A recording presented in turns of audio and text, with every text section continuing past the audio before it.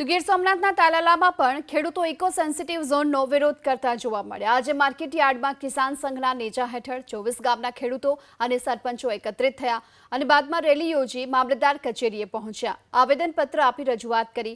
કિસાન સંઘે ચીમકી આપી છે કે માંગ નહીં સંતોષાય તો આગામી દિવસોમાં આંદોલન કરીશું।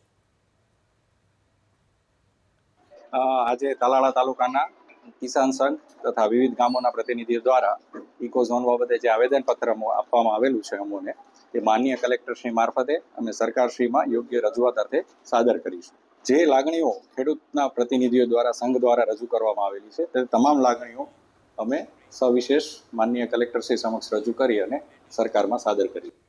ભાવનગરથી એક મહત્વના સમાચાર। શિક્ષક સોસાયટી પાસે હિટ એન્ડ રનની ઘટના બની છે। ઇકો કારની અડફેટે એક્ટિવા ચાલક વિદ્યાર્થિનીનું મૃત્યુ થયું। જીલ બારૈયા નામની વિદ્યાર્થિનીનું અકસ્માતમાં મૃત્યુ થયું છે અને અકસ્માત બાદ ઇકો કાર ચાલક સ્થળ પરથી ફરાર થયો।